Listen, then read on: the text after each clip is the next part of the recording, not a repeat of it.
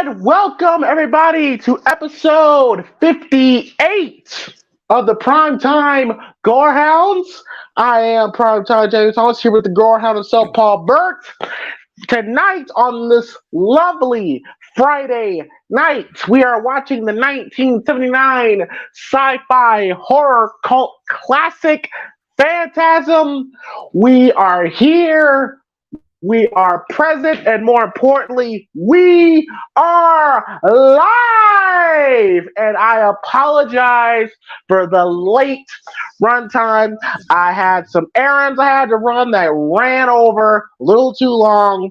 I am very sorry about that, but we are here.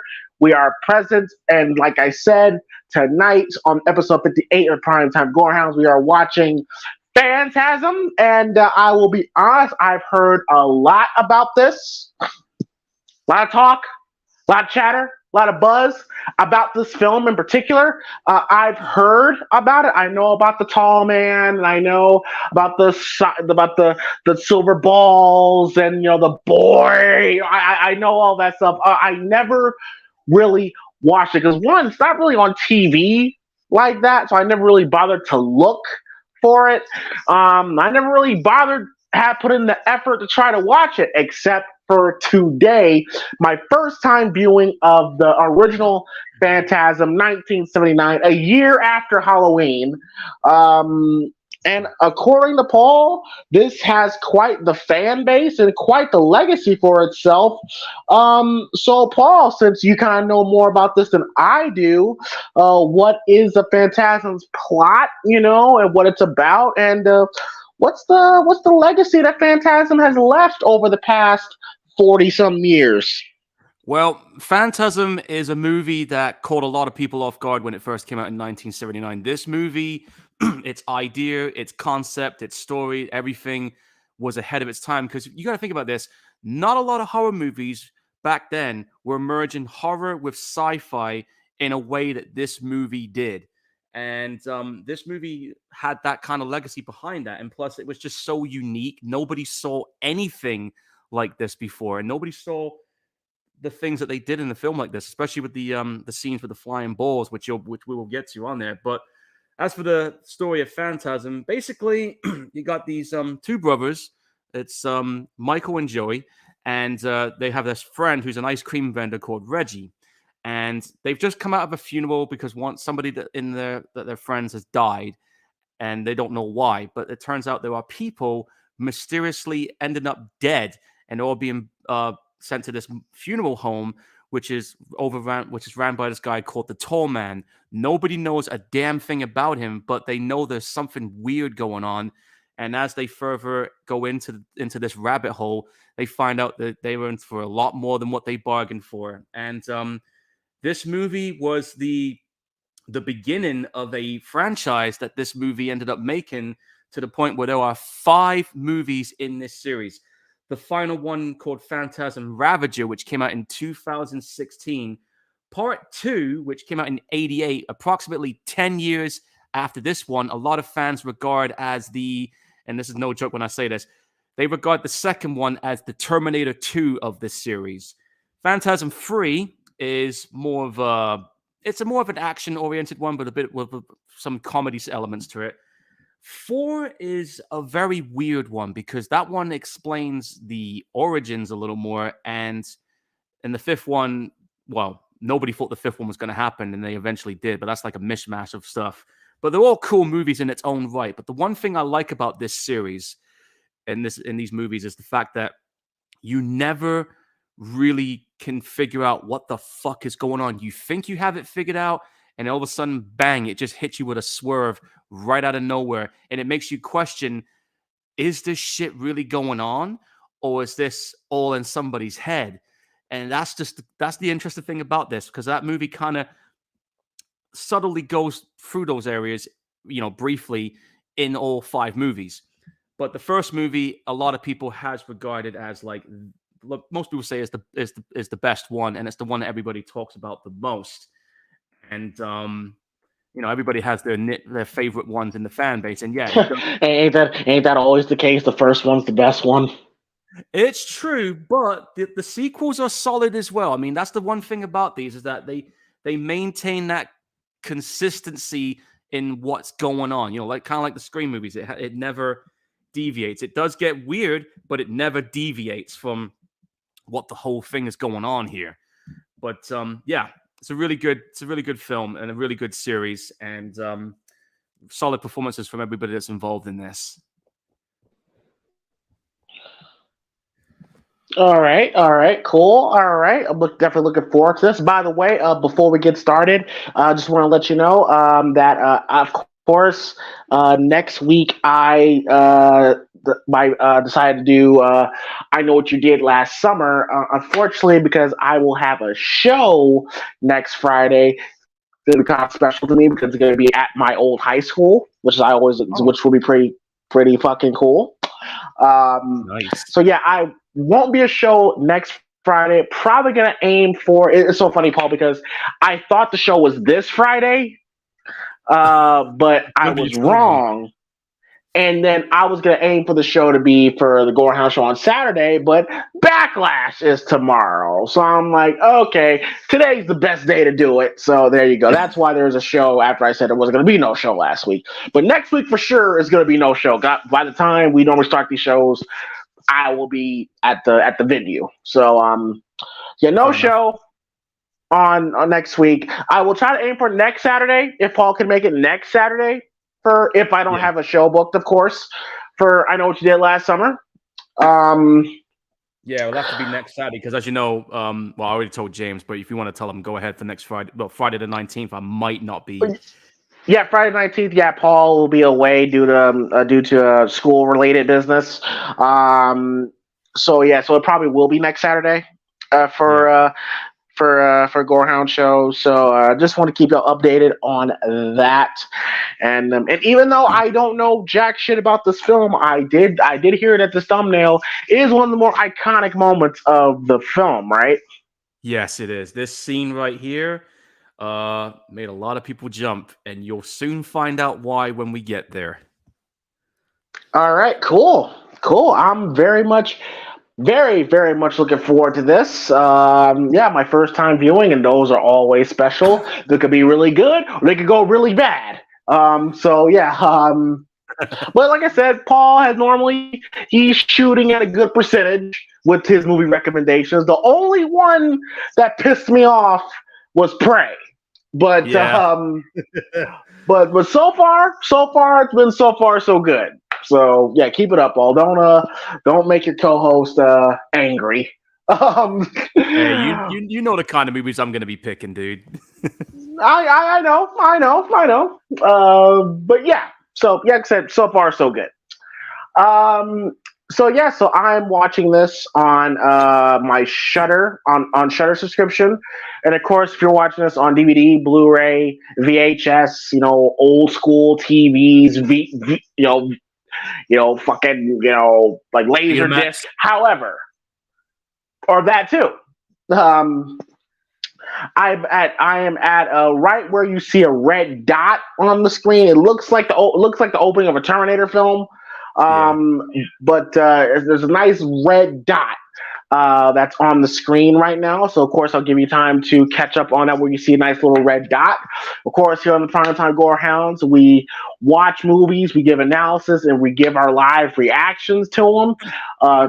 This will be more of a reaction for me because, like I said, this is gonna be my first time viewing. So you won't get a whole lot of analysis from me because I'm trying to actually pay attention to the movie.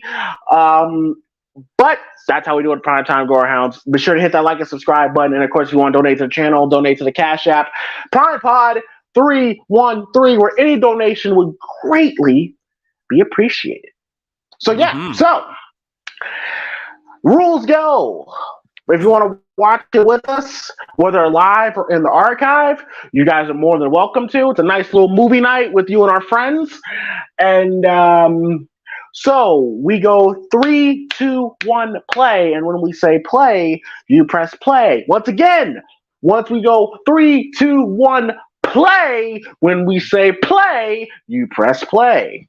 And as you know, if you don't press play, the tall man's severed finger is going to come out of its box and kill you. Oh, that's what. Oh, interesting. Interesting. All right, cool.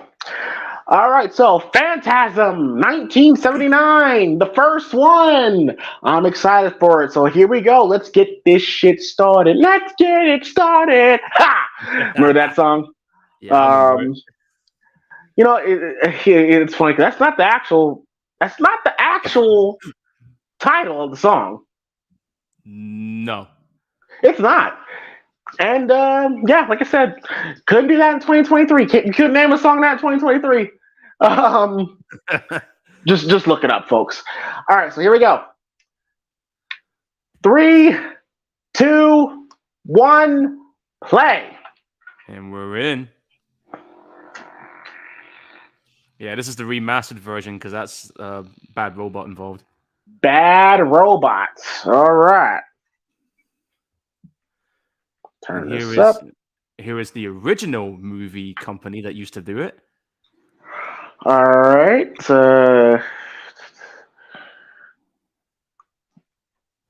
Go Embassy Film. No longer around. All right. Phantasm. Oh, going straight into it. Okay. Yep. The titles got cooler as the sequels went on. All right, I dig it. I dig it. Going right into it. No credits or nothing. Just go straight to the title. Just going right in there. Well, Scream did the same thing, so I ain't mad at it. Yep. And if I remember correctly, I think the music score was done by what's his name? Yeah, it was done by Fred Morrow, who did the music for the first 4 movies, but he passed away after the 4th one. Rest in peace to him. Yeah, but I will say his music theme for Phantasm 2 was epic as shit, especially at the end. We're starting with some fucking. Oh, you know what that means? Wait, not yet. Not yet. She has to die. She has to die if that's the case. You sure about that? I'm curious. Yeah, fucking on a cemetery. Very odd choice to fuck out, but dude's got a crucifix too. All right. She. All right, I see you. She putting it on him. Okay. Putting it on him, all right, yeah. Well, you know, I mean, it's pretty obvious you're going to have something. Oh, there you go. Whoa. Oh. Yeah, but watch. Okay. Notice what's going on. See what just happened then? Oh, whoa. You see, this is what I mean. This movie's going to fuck with you. The tall man that was, really? Jody. Well, Reggie Bannister. How's it going? It's funny too because the actor with the bald head, the character's name is Reggie, and his real name in real life is called Reggie. Funny enough. Waiting the trio. But we did see some titties, and you know what that means. Nothing's for sure. It's showtime, folks! We're getting off to a good start.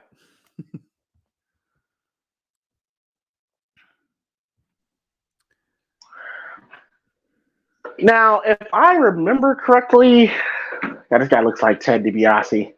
But yeah. But if I heard that this movie had a $300,000 budget. Yeah, the movie cost $300,000 to make, and it went on to make $22 million at the time, which is pretty respectable. Oh shit, that's definitely a hit for sure. Yeah, and I think this was also Don Coscarelli's. I think it was his second or third movie. Yeah, I remember hearing that the Don Coscarelli's apparently the budget was so low. I remember hearing the story that he had to rent the camera equipment. Where I think he said that he had to rent it on Friday and they were closed on the weekends, so he had to film everything before Monday. And then he would have to give it back to the camera company. And by the time Friday rolled around, he would have to go back and run them again. Yeah, this is true. I mean, he had to literally get the money together to do that stuff himself because at the time, folks, there was no major studio backing behind this movie because it was just like that kind of thing. And here's Michael A. Baldwin playing Mike. Michael A. Baldwin, huh? Yep, and I'm actually friends with him on Facebook too. He's in my Support Indie Horror group. Ah, nice. He's right now currently a teacher for acting in Austin, Texas. Nice. And I don't know if you knew this also, but in the documentary, in this movie, he actually learned how to ride a car, drive one. I'm assuming he's like 14, 13, 14 here. Yeah, around that time he was, because he's about 60 now, yeah.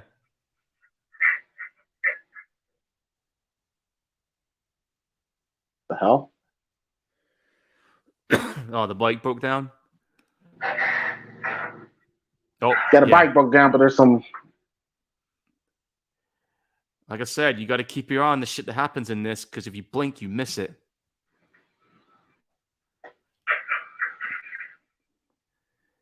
Bit too clean for a funeral house, wouldn't you agree? I wouldn't know. I stay away from funeral homes. Well, I've been in a few. They're not as clean as this. They just kind of creep me out. Well, this movie's definitely going to creep you out then.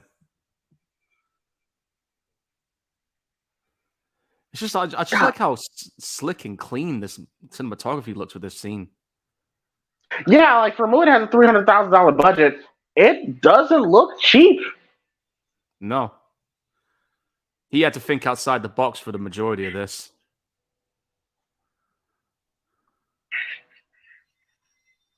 Oh, see that then? Yeah.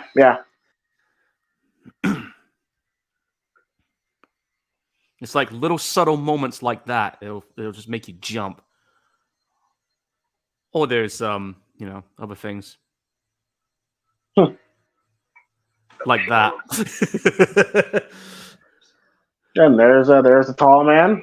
Yep, Angus Scrim. Rest in peace to him. He died. Angus Scrim, that's his name. Yeah. Which they say that he's really not that tall. That they had to use the camera tricks to make him tall. Yeah, because I remember watching a documentary, and back in his early teens, like he shot up to like 6'7" or 8", and the shoes that he has on, they put lifts inside the boots to make him slightly more taller. Because as you know, as you get older, your skeletal structure shrinks down. Yeah, which is actually pretty impressive by Don's part to try to make them taller than what they really are. I mean, that's kind of like how they did with Michael Myers in the first Halloween, because he wasn't really a tall guy there, but because of his presence, made him so imposing. Yeah, and also this film came out a year after Halloween. Yep, a year after. Yep, a year out, and just about a year before the slasher genre really started booming. Yeah, this came out on March 28th, 1979. March, fuck. So this was an Easter movie. But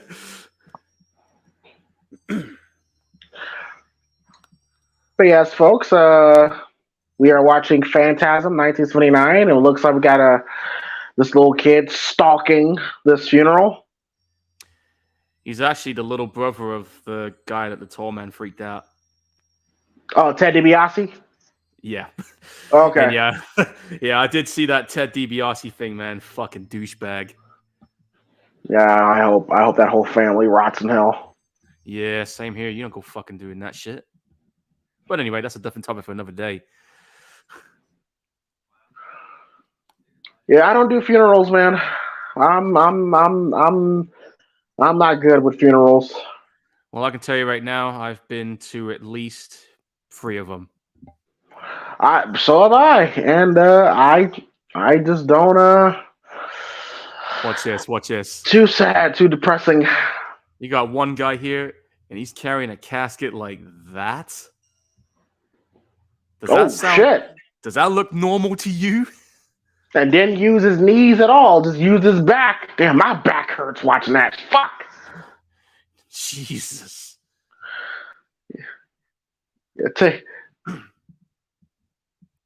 What the fuck? I'd be saying the same thing too. Take that, Undertaker! There's that classic theme playing. Oh, is this the name? Yeah, it's classic. But trust me, when you get to the end of part 2, it's even more epic. Listen to it.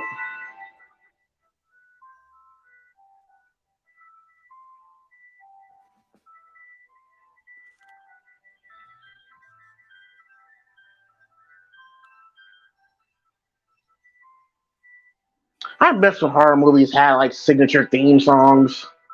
Well, this one definitely has it.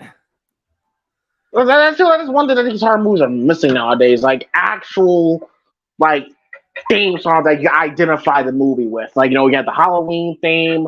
Yeah. The Nightmare on Elm Street theme. I guess this. Like horror movies don't have like that signature theme song anymore. You don't. It's all about like just having that like high energy type music nowadays, but you don't have That's really what it is. Yeah. Yeah. You don't have a theme to solidify its own identity anymore. Oh, she's kind of cute. Yep. Not the old lady, but the blonde. I know which one you mean. She's one of them tarot card readers. Nice tattoo on the face, by the way. I think it's a tattoo. Yeah, it is a star tattoo. Yeah. Like, all right, I could deal with it. Hey, nothing wrong with chicks with tattoos.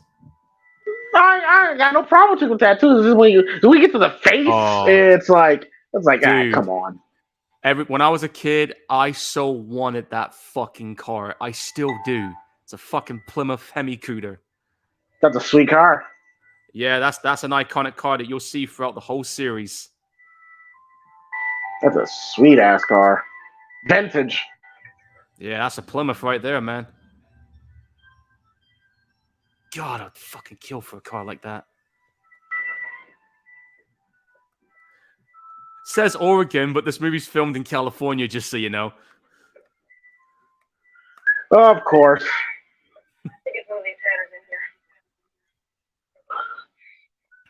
So these two are brothers, right? Yeah.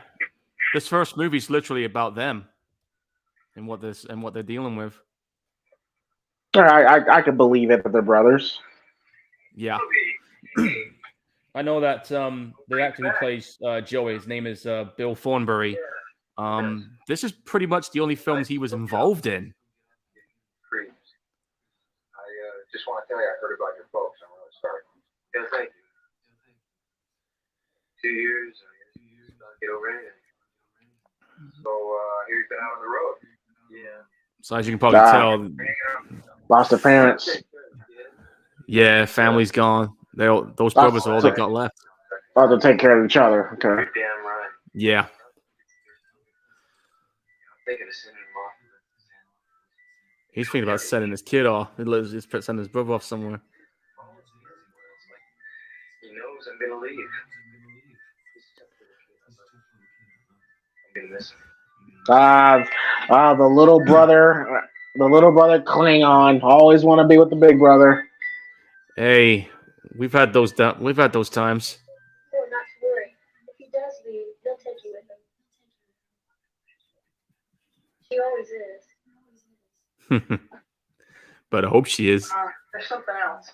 I'm really scared about something that I did. I was messing around up at Morningside Cemetery, and I saw something. Something really scary. What, a tall dude picking up a casket like it was nothing? Like it was nothing. Jesus Christ. I mean, this dude must have been... I think he was in his mid-50s or early 60s during this one. So he wasn't young or anything. I mean, 50 is still young. Yeah. And so, really, 60s is still considered pretty young. Oh. No, he just fell off his bike. Yeah, as soon as a tall man looked at him.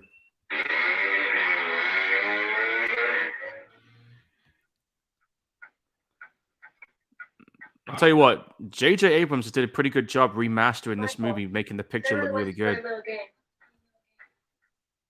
That's a nice little simple trick there. Put your hand in the box. What's in it? You want to stick your hand in that box? Now I put my hand in nothing. Hey, Well, he has to. Oh, okay, that's. All right, I'm shooting somebody. What? Just because you got that? Okay, never mind. I don't give a damn how cute you are. Get my fucking hand out. Let's tell Or her, worse- don't be afraid. Tell her, don't be afraid. And now his hand comes out. Fear is the killer. That's what grandmother wants you to learn. Well, that's true. You know, fear is a killer. This is true. It was all in your mind. Yeah, fear is the mind killer. When the fear is gone, only you remain. This is true. Yeah, sometimes fear can cripple you. No kidding. Nice little simple visual effect like that. That's so good.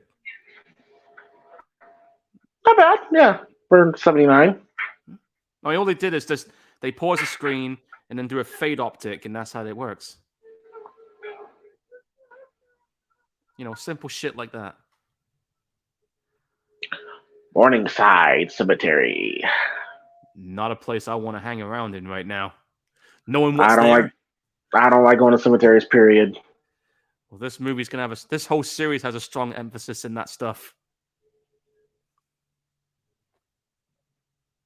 Especially when you're there by yourself and you're surrounded by all those tombstones. It's like, this is weird. Yeah. Try doing it in the middle of the night when you're trying to take a shortcut home. I've done that. Fuck that. Rocking the vintage Rolling Stones. Jerry, you're a Rolling Stones fan, Paul? They're a bit too light for my liking, but I have heard some of their songs, and I know they're classics. You know, songs like "Paint It Black" is my favorite song they ever did. No. See, having a little jam session here. Well, both these guys are actually skilled musicians as well. Oh, interesting. And interestingly enough, the guy playing Reggie, whose actually name is Reggie, he's a Vietnam vet too, in real life. Salute. But that dude, Reggie, he's been in like tons of horror movies. I mean, did you know he was that pharmacist in Wishmaster? That was him? Yeah, and that bit when you heard the narration voice at the start, that was the tall man. Oh, nice. So yeah, I mean,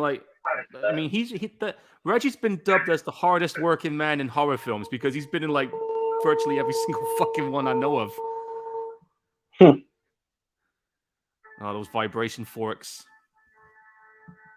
Because as you know, sound. For anyone who doesn't know, sound is basically vibrations in the air, molecules and stuff like that.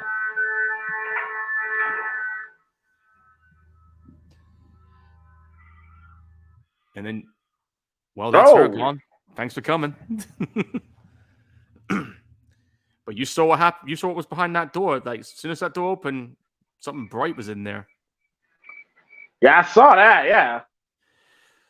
All will be revealed in due time, dude. Okay.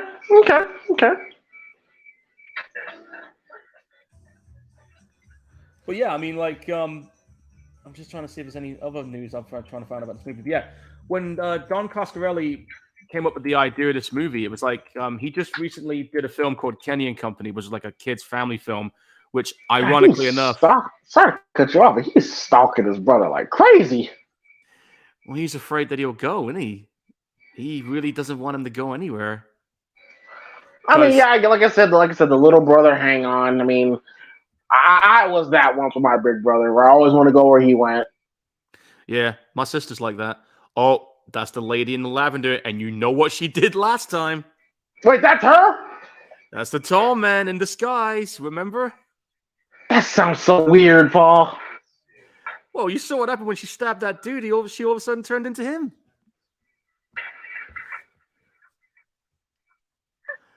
I know it sounds weird me saying that, but that's a fact. No guy picks up a girl that easy. It's never that easy. Hey, it's 1979. It was back then, I guess. Oh yeah. They were pretty wild in the 70s. Back to the cemetery. Yep, that is the same girl. Okay. Mm-hmm. But yeah, as I was saying, Don Coscarelli, they just recently did a film called Kenny and Company, in which the majority of the cast members of this were in that film, and he decided, you know what, I want to do a horror film, and spent a couple of days or a week or so in the cabin writing the script, and that's the idea came to his mind when he had a weird dream of a silver ball chasing him, and that's where the idea for this film came about for him, from that one dream he had. Kind of similar to when James Cameron saw a dream of a machine coming out of the fire. You remember that?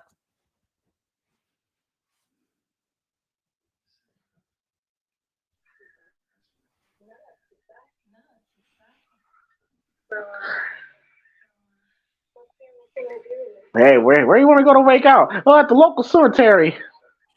Probably the only place everybody can make out these days in this film. No, man, fuck that. I don't give a damn how fine you could be. You could be motherfucking Liv Morgan. It's not like to say Liv Morgan will be into fucking in a cemetery, but oh, me and either Rosemary or Sue Young in a cemetery. Let's go. no, well, I don't blame you there, Sue Young, who I've met a couple times, by the way. Really, really sweet woman. Yeah, I mean, I like the character that she portrayed it and on Impact Wrestling. I thought, cool. Well, wait, hang here on. we go again. Hang on. Wait a minute. Wait, okay, hang on. Talk to him, Steve. Nothing's for sure. It's showtime, folks! Yep, it sure is.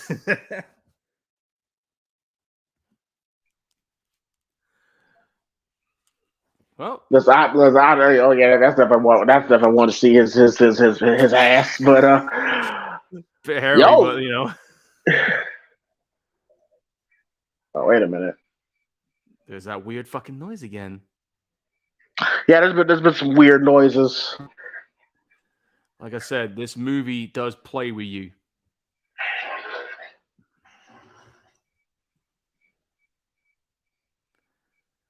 Yeah, there's something around. You might want to split, kid. And I love stuff like this where you just hear the environment, no music, nothing. I've said it many times, man. This is what I like about these kind of films, when you don't have the music to give it away. This is what I lean towards. Mm-hmm. Agreed. That's why I always enjoy found footage movies, for that principle alone. Whoa! Whoa, shit, that's those like dwarf things. You better run. We're here, it's my little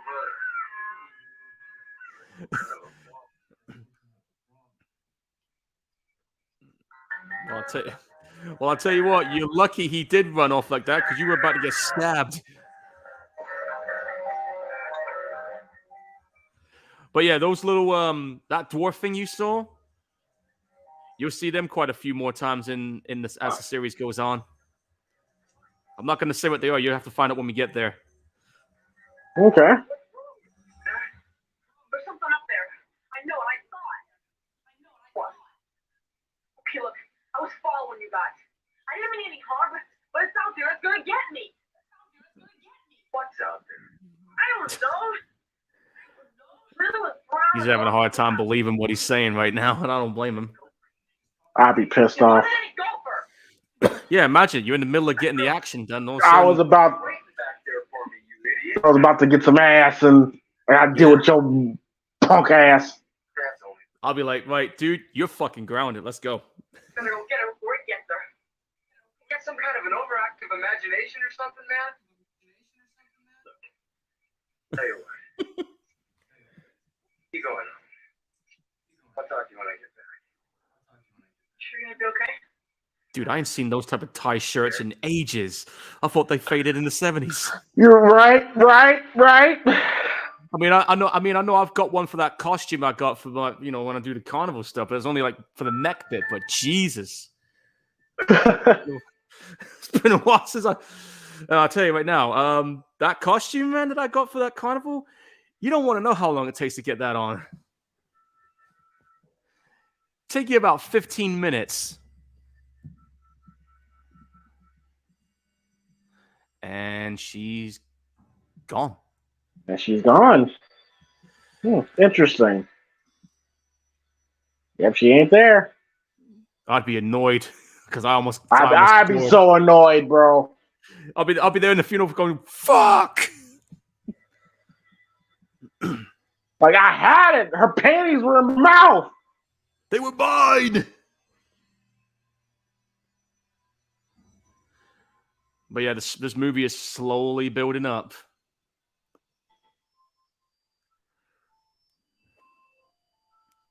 Oh, he's in bed. Yep, he's in bed right now. I know what that means. What, a Freddy nightmare?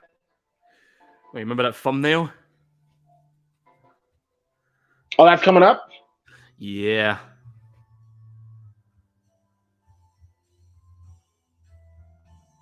This shit everybody up. Watch this. Imagine you waking up to something like this.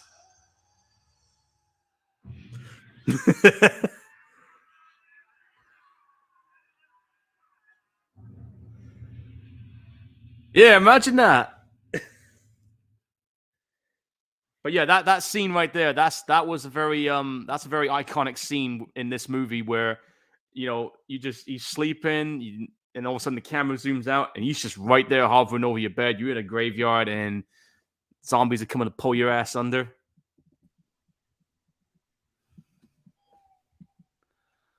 Well, shit. Your mic cut off, didn't it? That was good. That was good. That was a good jump scare. Oh yeah, definitely. Now looks like Tall Man is on to him. Yep, he knows. And that's the whole thing about this series, is that he has this obsession with Mike. Oh, there he is. Mm-hmm. Yeah, I would not want to be in the same street with this dude right about now. See the lifts and those footwear I'm talking about? Yeah, I see the lifts. Yeah. Reggie there with the ice cream, and you notice the way, not only is he staring him down, but have you noticed the way he senses that shit with the ice? Look at that. Mm-hmm. Yeah. More clues. Oh, looking like that ass though. Yeah. And off he goes.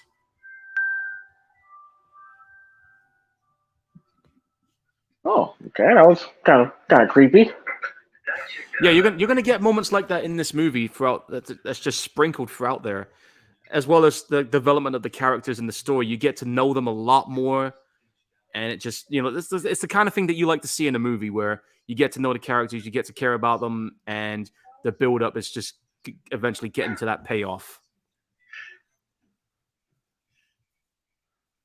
And you don't see movies doing that a lot these days because, again, you know, people don't have that attention span, do they? No.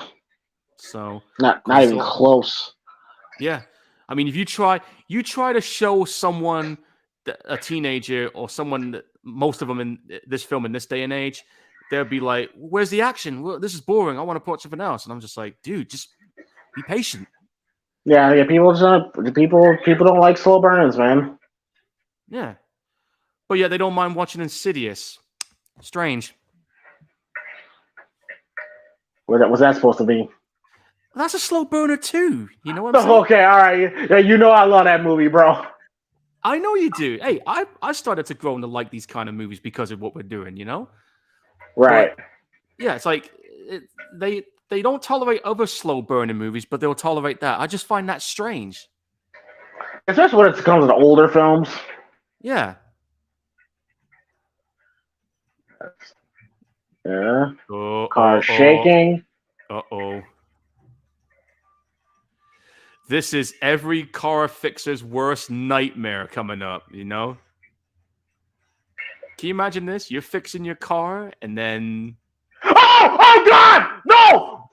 And then that happens. Oh, wait. He's not dead? I thought it crushed him. He might as well be crushed. How the hell do you get... Oh How? God, yeah. You saw the 300,000. You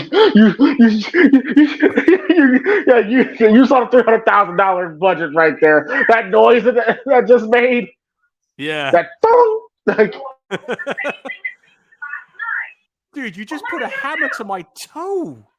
I would knock him the fuck out.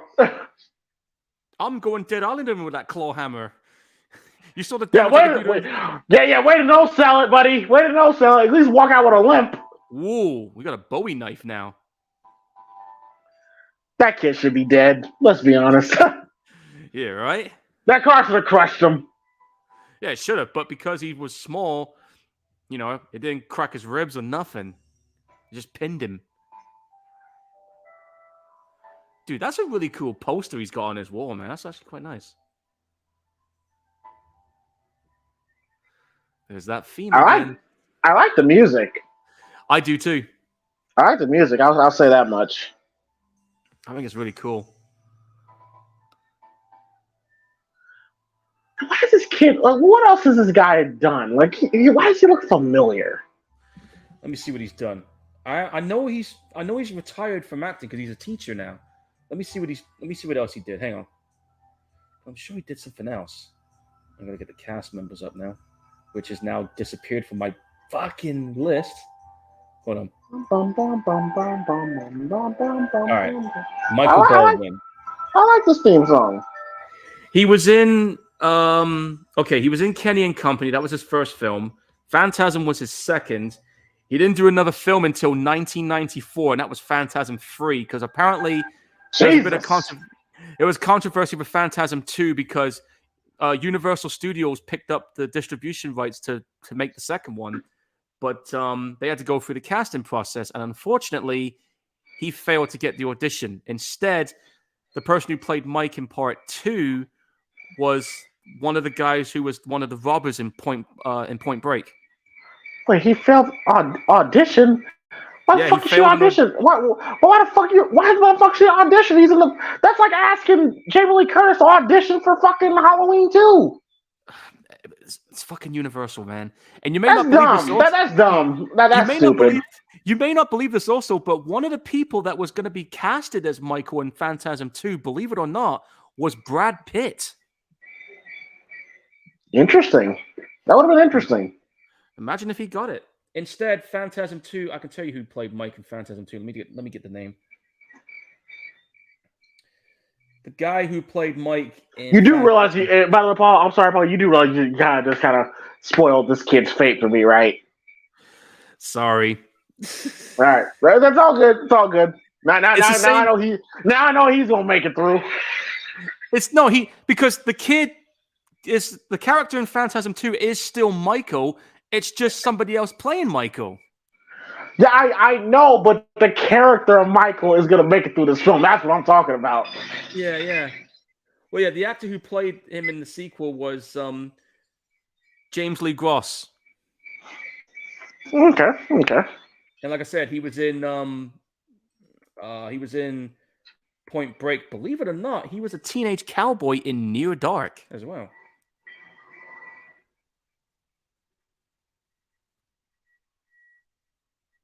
It's a big ass flame for the lighter. Yeah, right? nothing like good old breaking and entering to get the young juices flowing, huh? Hey, it's the 70s. No cameras back then. Oh, fuck. It looks like we got I'm assuming this is our lead character, breaking into the funeral home. Yeah, Mike is the main character in this piece. Yeah. Yeah, I'm gonna fucking run into Paul Bear and the Undertaker at some point. I wouldn't be surprised, man. I'm telling you, man. Thank God for Vince McMahon, because Undertaker, that motherfucker could have had a horror franchise. He could have. I could have seen Undertaker and Paul Bear just being in this movie. It would have worked. Oh, absolutely. Yeah, that's supernatural. Yeah,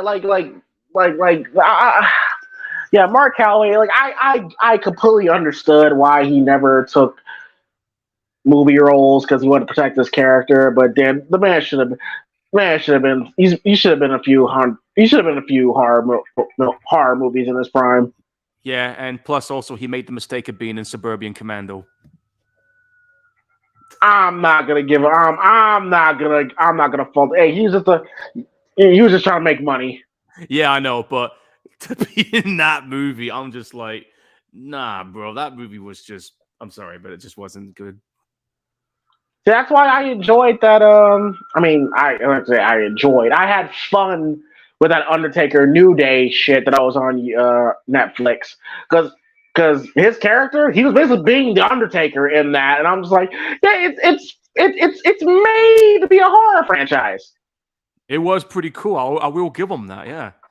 I mean, I ain't the biggest New Day fan, but it was cool. It was cool. Like it was cool, to see an Undertaker as a horror villain. Yeah. It would be cool. It would have been so cool to see him in at least one horror movie. I mean, fuck, Kane did it. Yeah. I agree. It ain't too late. It's not too late. He's 57, 58 now, I want to say. He's 50. God damn. Yeah, he's 58. I'm going to check. Yeah, he's 58. Fuck. God, man, we're getting old. So, dude, I'm going to be 40 at the end of the year. You're going to be 30. So, you're like... So, 20 years... So, in 2003, he was 38. Jesus Christ. Yeah, and I was... 2003, I was 19. Crazy, right? Man. Yeah, so we got the little kid walking along the funeral home. Yep. If I hear a tall man go, "Rest in peace," I'm like, mark you motherfucker. Rest in peace. I can't do it, but you know what I mean. I don't have the voice registry. That should be a horror movie. Whoa! Yeah, here they are. That's those flying balls I'm telling you about. Look, let's not say flying balls. Let's say flying silver ball. All right. Oh, he got caught. Yeah, well, him getting caught is going to be the least of his worries right now. What the fuck is that? I told you. Oh, biting the shit out of him. God damn. Woo! And when that thing plugs into your head, then you're fucked. Now you're fucked. Now you're really fucked. Now you're fucked. Yeah. Spit out blood! Oh! Yep. That's what it'll do to you. That's what it'll do to you. Oh! It is not it's not pleasant. God damn! And he's pissing himself. And that, ladies and gentlemen, is what it's like to have a hangover. Right there. Yep. By the way, that scene where it looks like he's pissing himself, that's what made this movie get an X rating in the US. And they had to kind of trim it down a little. Him pissing on it? Yeah. Uh-oh. Okay, you see the lips in his shoes. Yep. You're about a second or two ahead of me, by the way. Oh, dude, you are in trouble. You've seen that silver ball thing now. You can't leave knowing that secret. Oh, fuck! You better run. And this is the only time you see the tall man actually running after someone. This is the only time.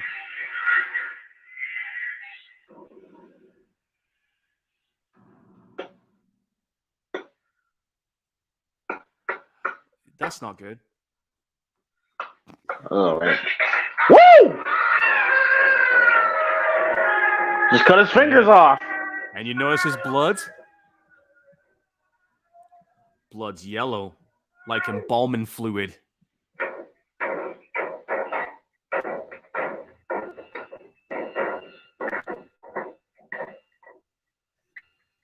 And then you got those little fuckers. Oh man, that's a fucking. Whoa, what the fuck is that? Yeah, you're gonna see them quite a lot in the series. I'm not telling you what they are. You need to find out. I'm not gonna give that surprise away.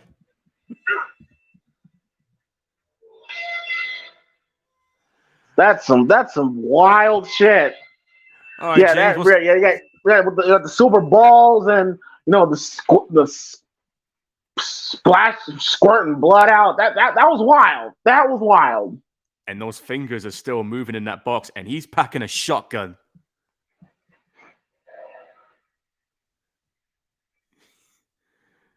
My God, that's one hell of a splitting headache. Yeah, imagine that. You wake up and you see your brother down there packing a shotgun.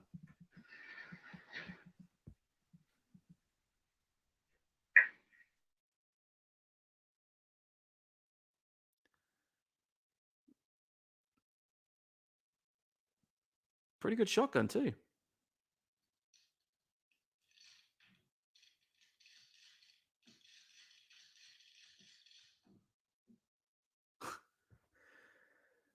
But yeah, I think you might cut off, by the way. So anyway, folks. No, I'm still here. I'm still here. Okay.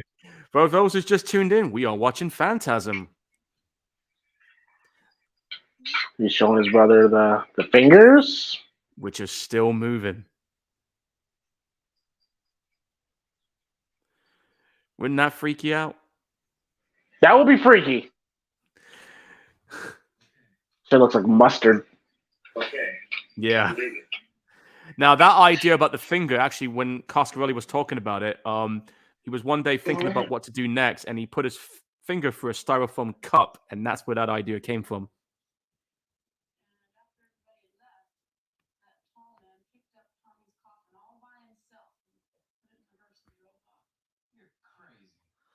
No, he's not crazy. He's definitely telling the truth.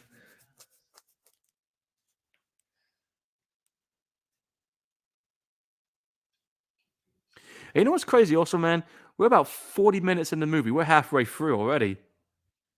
Something weird is going on up there. Oh, yeah, the movie, yeah. It's definitely flying by. But it keeps you engaged. It does. It does. I'm intrigued, for sure. Kind of feels like an episode of, kind of feels like a Tales of the Crypt episode. It does have that vibe about it. Tales of the Crypt, Goosebumps episode. Creep show. Creep show, yeah. Yeah, remember what I said? What happens if you didn't press play? Oh, fuck, what is that? That's the finger. What I told you, what happened if you didn't press play, and it's in your hair, kid. Oh! Yeah, fuck that. I ain't dealing with that bug.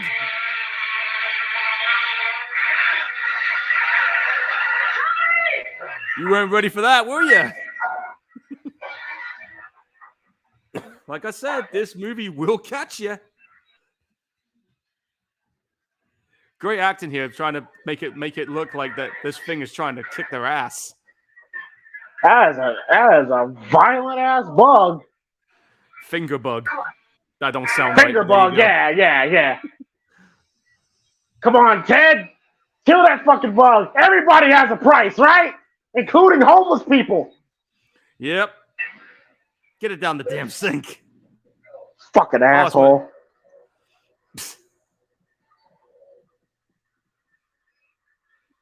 That's one of those, like... got it down there. Did they? Ate right through that jacket.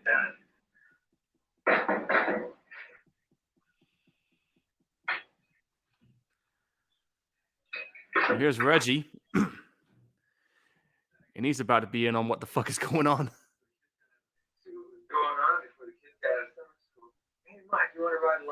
I'm sorry, but I could not rock a hairstyle like that. If I ever go bald at the top, I'm just shaving the whole lot. That thing's still down there.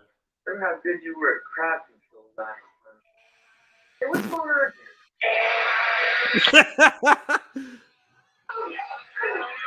here? Man! Stab the fucking thing down there. He's stabbing it down there now. He's making sure. He's like, fuck this. That's wild. So that came out of the tall man's finger. Yeah. Right, there's something different about this guy. What the hell is going on? What he said.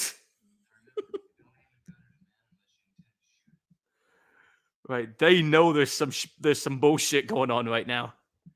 You ain't hiding that.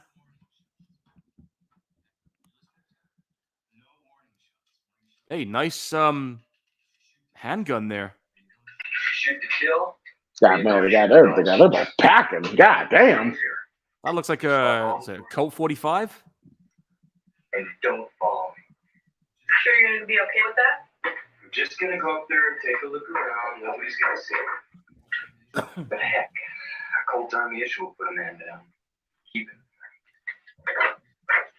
No, well, they're definitely well protected. I'll say that much. But is it going to be enough for something like him? Careful. You've seen what this guy can do. You cut his fucking fingers off, it'll turn into something even more messed up.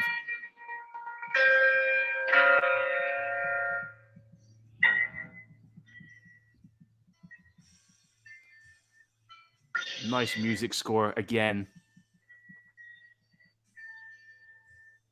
That's the one thing I really like about this film is that music score when it gets going.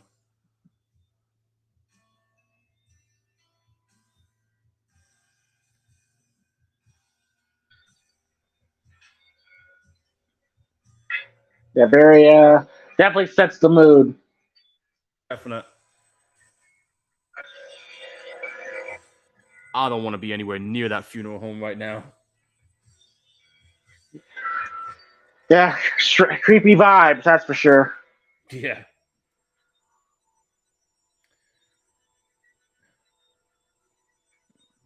But yeah, I mean, like, it's baffling how this guy, with the limited resources and the limited money that he had to put this thing together, and still was able to like make something out of it. I mean, this is the same thing we discussed when we were talking about those Terrifier movies. I mean, that guy had a little to nothing budget and still made it look like something big. This is true. This is true. If you're just a talented filmmaker, you know, you got a little bit of just a little bit of resources to help you out. I mean, for God's sake, $300,000, that's basically enough money for a fucking short film on YouTube nowadays. Yeah. 300 grand, man. I mean, damn, I could. You can't do nothing with that in today's world. I could live on it for a little while. Oh, well, to live off of. Oh yeah, I could live off 300,000 easy, no problem. Yeah. Well, there's that little shit! Thing. Now what the fuck is this? You're still wondering, huh? I jumped on him! Goddamn! Oh well, I'm not going to tell you what it is. You have to wait until we get there. But I will say this: on the sequel, the character that was playing those. It's biting him! It's biting him! Motherfucker! Yeah. It's biting him! Keep shooting. Oh shit! No, that's not. I would not shoot at it at that angle towards my fucking head. Well, what if you don't have a choice? No, fuck that! I'm not killing me too. Well, at that pace, it was a case of it was do or die for him. Paul, you're not shooting yourself at that angle, bro. Stop it. That's a crazy ass angle. Hey, if I'm gonna try to get something off me, I'll be doing anything at this point. Oh shit, car driving.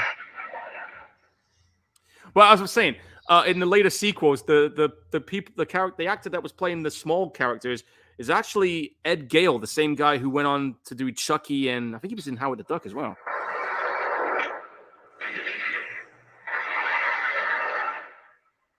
And I know that's a remastered sound effect of the gunshot because the gunshot never sounded like that in the original.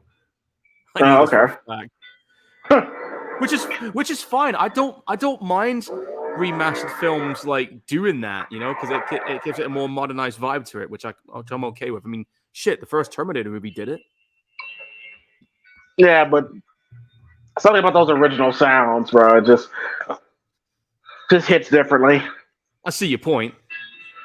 All right, who's in there?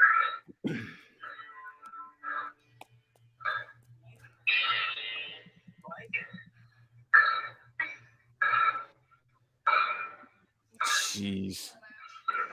Like I said, Mike learned how to actually drive a car in this film.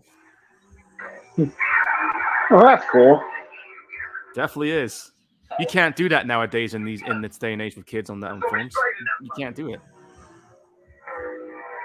Oh, nobody's driving. Wait, nobody's driving the hearse? Nobody's driving the hearse.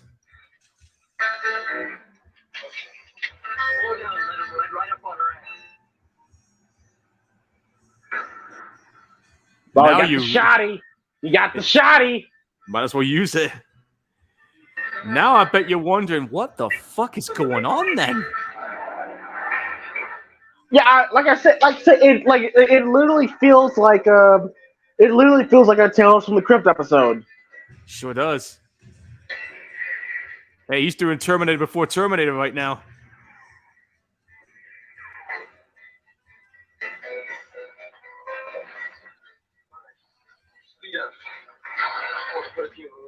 Yeah, whatever you do, just don't wreck the cooter. I'm gonna be pissed if you do. You can wreck the funeral car. I don't give a fuck about that. Just don't wreck this car. Well, he got him. Oh, you got him, yeah. They're clearly having fun here.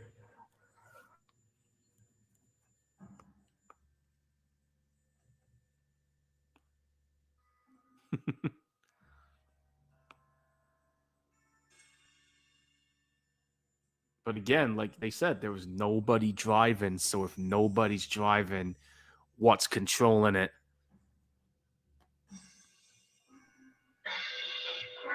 On some Terminator 3 type shit. I do remember that TX.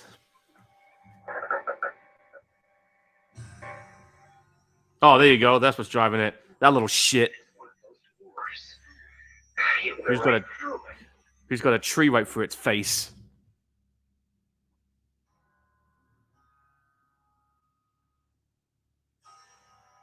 Oh, look. Isn't that the guy that got stabbed? Oh shit. All right, let's hear your explanation behind that then. Wait, was he a dwarf? We got one of them. No, he was human. He just ended up being that after he died. I'm Colton in the Groves. Now you're really wondering what's Right. going on, don't you? Reg? I'm intrigued. Yes. Well, as you've probably guessed, it seems like whoever the tall man kills, he's compressing them into those things. But those dwarfs is only part of it. That's not part of the main thing just yet.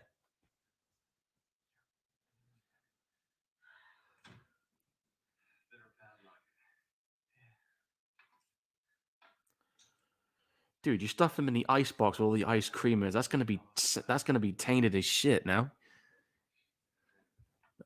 Never mind.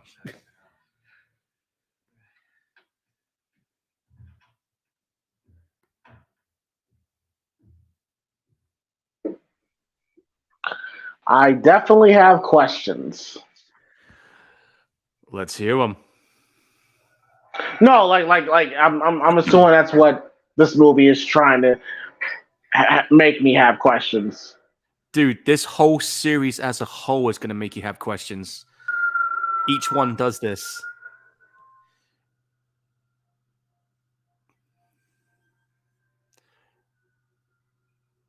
Because I remember when I first saw these films, I was trying to figure out Man, what was you know going what? on. Man, you know what? You know what? You know what? You know what, man? Don't. You know what? I'm punching you.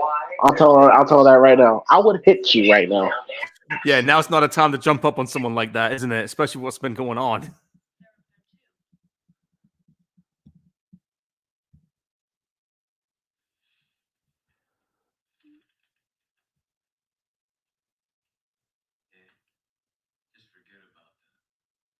It's a little hard to forget about something like that.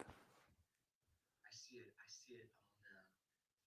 What we gotta do is we gotta snag that tall dude and stomp the shit out of him, and we'll find out what the hell is going on. Up there. He's got your Yeah, idea. that's right. Yeah, that's right. Yeah, just beat the shit out of him. Why not? You got a better idea? First thing is I want Mike out of here. Rick, you take him over to Sally's, the antique store. He'll be safe there. Then hustle on down. I don't think Mike's gonna settle for that.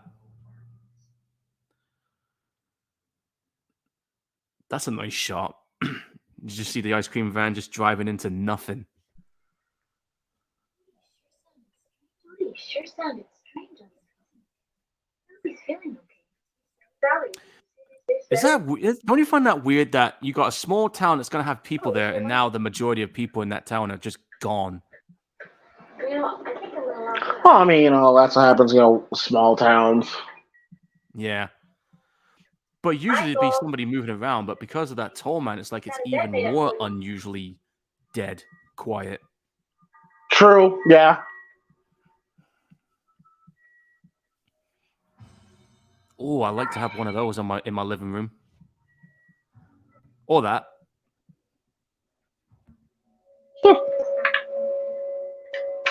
I think it'll look great in my living room. But at $550, I don't know. Oh yeah, it ain't worth it. Yeah.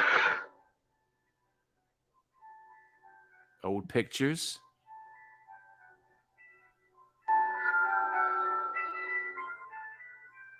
Very old pictures.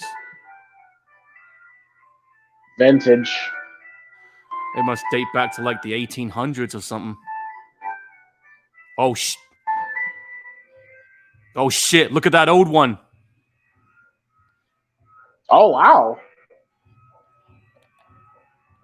And he's looking so right at you.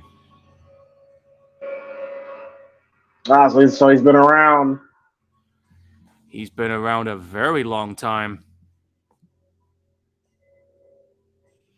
But again, this movie will leave you with more questions. You're trying to figure out, well, who the hell is this dude? What does he want? And where the hell did he come from?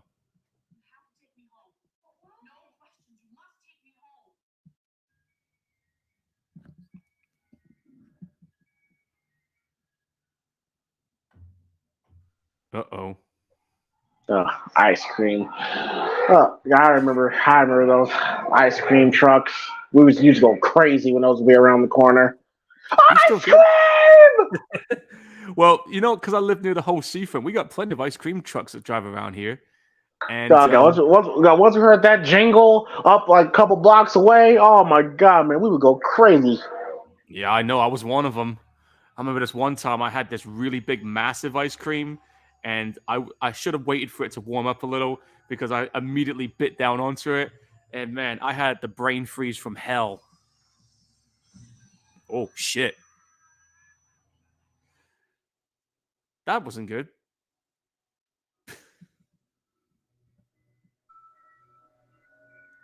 That's definitely nightmare fuel. All right, I got some two pretty white women here. Are they twins? No, they're twins. They look alike. They're probably sisters. Yeah. Oh, the ice cream van got trashed. That's a nice shot. There's a good shot, yeah. Very Silent Hill-like. True. Yeah. Very Silent Hill like, if right, yeah. I mean, you can see some of the inspirations here. Man, Silent Hill is scary. I played the game when I was super young. I played it when I was like 7 years old. Scared the shit out of me. Oh, yeah. I remember when I first played Silent Hill, and I was just like, damn, this is so good. Part 2 was my favorite, and from what I understand, like Resident Evil 2, there was a remake of Silent Hill 2 coming. And I'm actually interested to see that. I can imagine what that would be like with today's tech.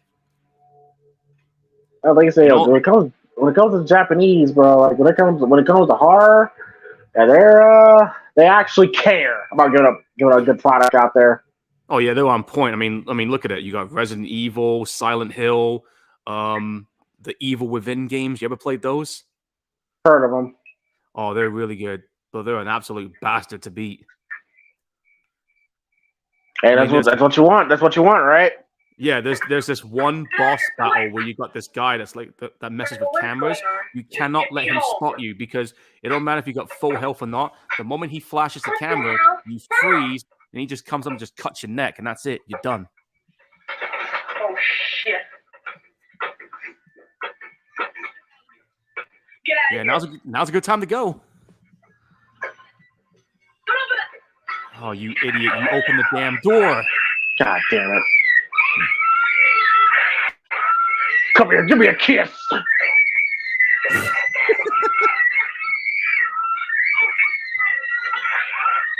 Somebody kill those little shits, man. My ears. I got headphones on, folks.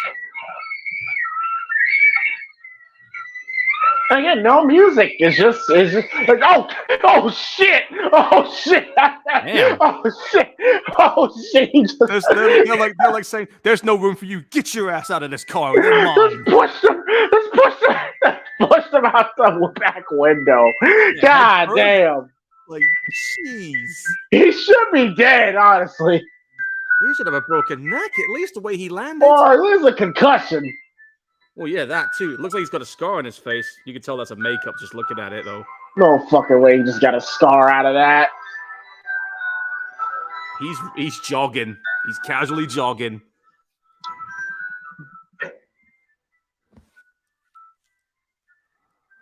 But those two girls, yeah, I think it's safe to say they ain't coming back.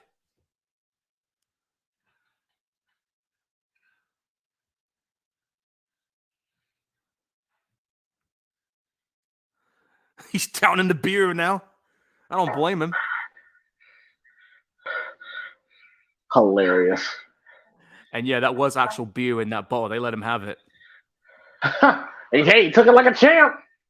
Yeah. Well, he was at, he's a teen. You mean we're at that age of discovery at that time. Yeah, I had beer once, and I'm just like, I don't understand what this is nasty as hell. Well, the first alcoholic drink I had when I was about 15 was Jack Daniels, so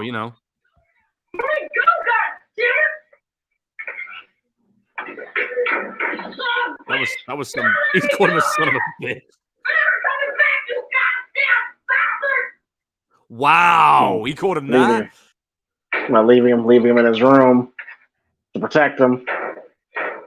I understand why he's doing it.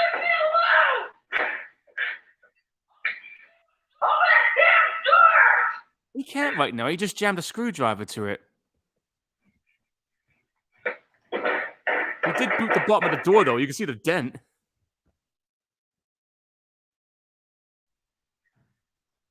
That's a cheap ass door.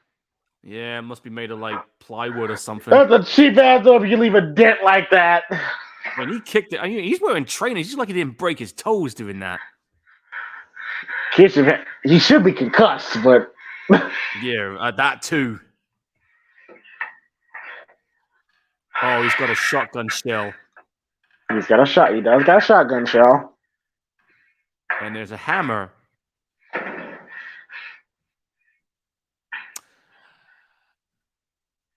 Where? I don't see it. Oh, I see the hammer. Okay, yeah. Yeah, like a gun. When you pull a hammer down on something, it's gonna discharge.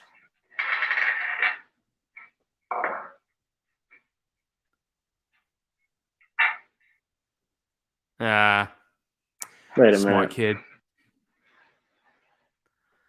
He ain't about to do what I think he's about to do. Yeah, he is. Yeah, he is.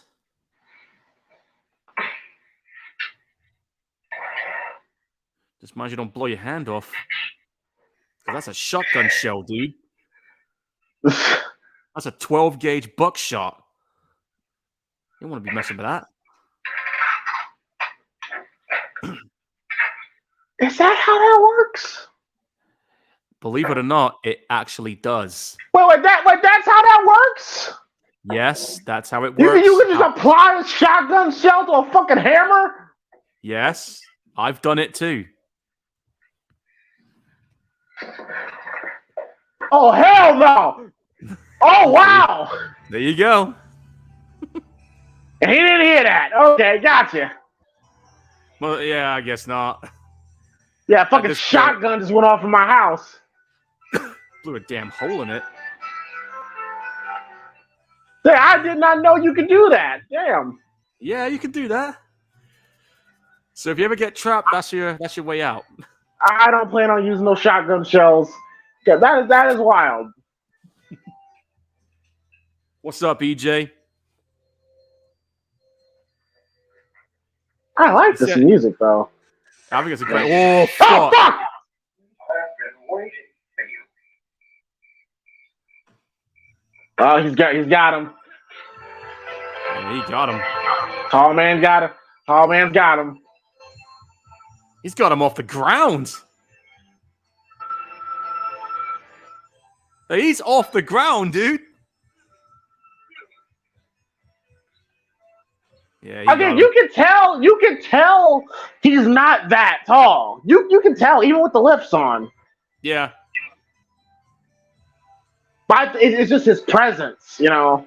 Yeah, he definitely has that presence. That's the one thing about Angus Scrimm is like he's one of the nicest dudes when he was alive, but when he turned this character on, oof, he just had that presence among him, man. Yeah, I did hear that. I did hear that he was a sweetheart. Yeah. As EJ most horror villains are in a way. Like, it's weird how like the biggest sweethearts are the horror icons. Yeah, it's funny because they turn to be great horror villains. yeah, it's crazy because like when I'm doing my college course, every time I got casted for something, I'm always playing they always got me casted as a villain in a movie or a horror film for these college short films, and I'm the opposite of that, but I can play a villain pretty damn good. I mean, you saw how I was in that short film, so And just like that, he escaped, and he crashed. Tall man crashed. okay. Yeah, too easy. That was too easy. EJ saying about ice cream, dude, you don't want to try the ice cream that's in this movie. I mean, it's pretty much tainted with some weird looking dead goblin type shit. Yeah, I wouldn't try it. Yeah, unless you want that mustard blood on it.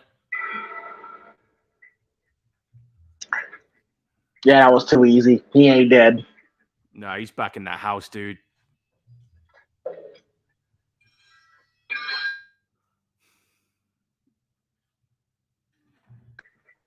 Dude, I ain't messing with no funeral hearse.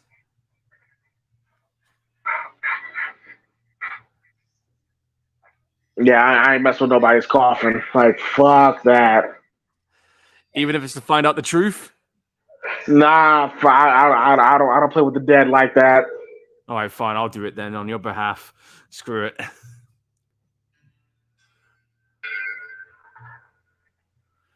Oh, I bet that's going to stink and that body's going to be all putrefied and everything. Oh, for sure. Like, you think about it, the body's decomposing, the body's all ballooned up, all the fluid just seeps out of the corpse and soaks everything up. Yeah, it's not pleasant. James right now is probably thinking, how the fuck do you know all this? Terminator Vision? The ball! Watch out for the ball! Yeah, you might want to, watch yourself. And if you got a gun, you better not miss. Can you imagine what the cast of the people that died 30, 40 years ago must look and smell like? From what I've heard, it's not nice. Sorry, Daddy. But we had to. Oh, that's his dad's coffin. Yep. And here's something that's going to surprise you. It's not there. So, I'm guessing there's more questions coming out from your head. That would freak me out, bro. Yeah, knowing that your relative's body ain't there. Oh, here we go.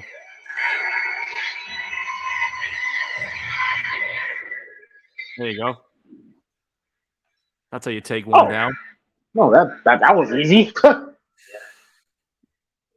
Oh, trust me, those things get a little more advanced as we go further in. I would hope so. Oh, they do. All it needs is a nice 12 gauge shotty.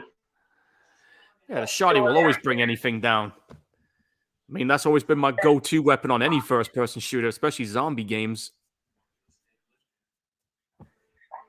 And Doom, of course.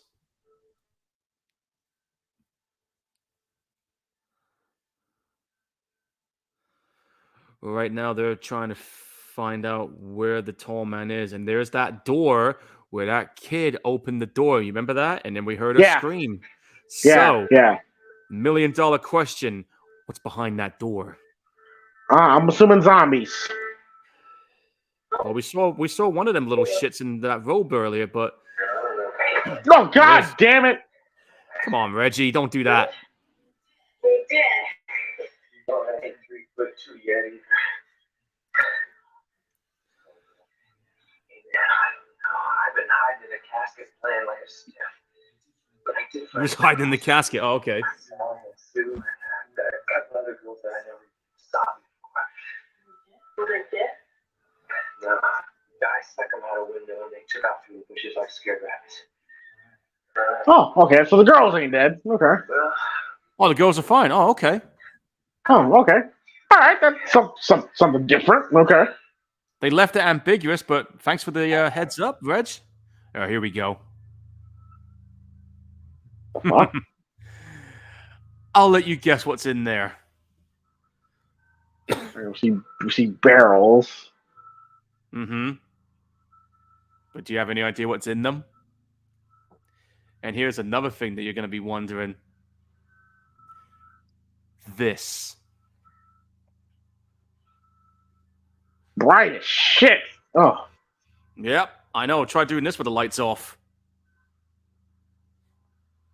I bet that burned their eyes. Good Machine Head album, by the way. Yeah, so we see barrels.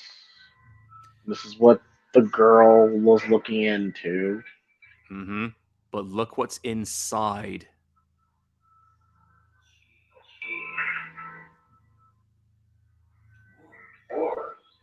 Remember those little mini dwarfs you saw? So that's where they're at. Okay. Yep. And now I'm guessing you're wondering, what the hell is this?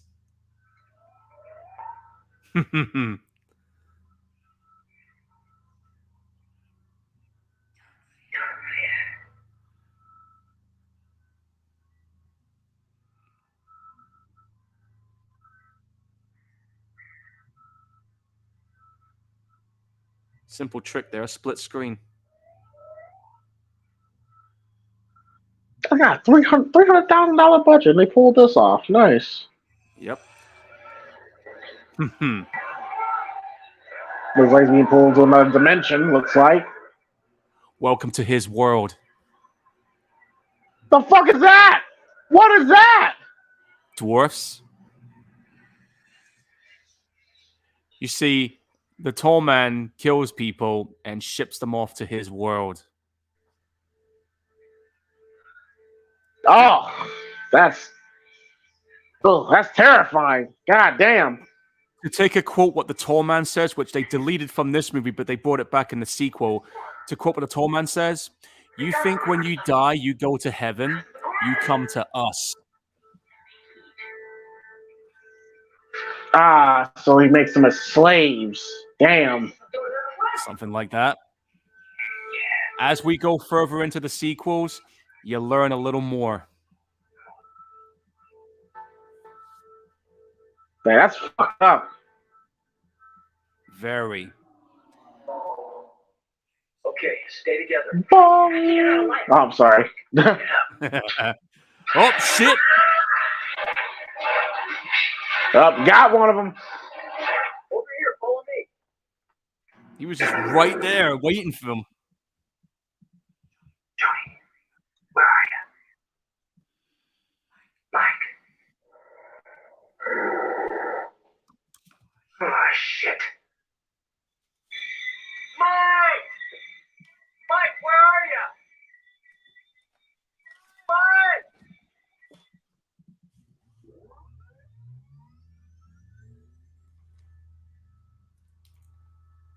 And it's just him in there. They're outside, and he's still in there. Okay. Now you're probably wondering what the hell is powering those things. Remember One that hell thing of a he had? one hell of a generator. Not quite. You remember I said about sound being molecules and vibrations? Yeah. Like those little fork things. You disrupt the vibration, what do you think's going to happen? You'd get no sound, right?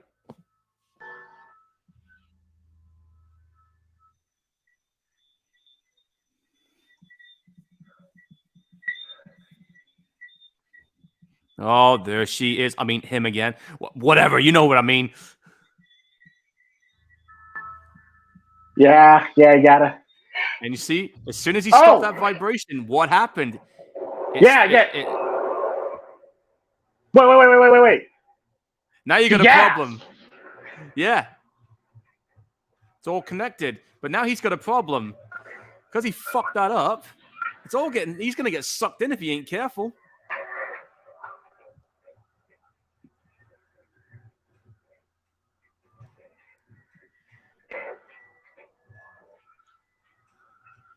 Like I said, this movie, like the limited budget, and they found a way to make this movie look as good as it did. Yeah, it doesn't. Yeah, it doesn't. It doesn't feel like a $300,000 film. It doesn't. It's not filmed like it at all. No. And you could tell that's just dudes literally throwing barrels across the room. Oh yeah, you can so tell. Yeah, I did see a hand in the door gap, but it don't matter. hilarious.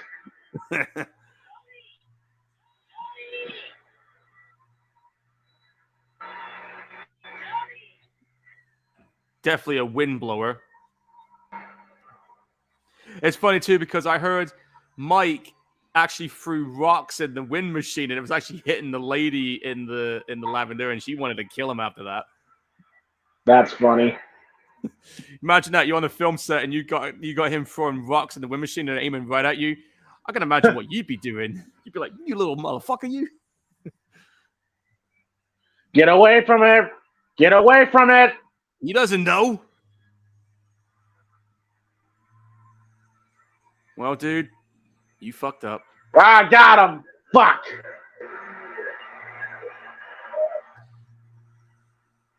Reg, you messed up, dude.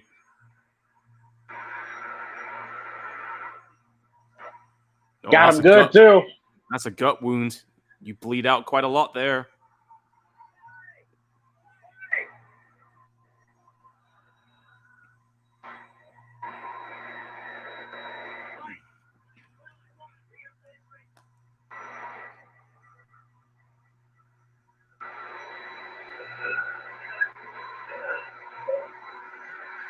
Yeah, Reg, it's not who you think it is. Boom. Everyone almost has the same face like him if you notice that close up then. So he disguises himself as a woman to get his victims? In this movie, yeah. Well, that's very interesting. Yeah, they only explored it one time in this one. That's very interesting. So he basically fucks them before killing them. I guess that's the general consensus, I guess, yeah. That's interesting. And there goes the house.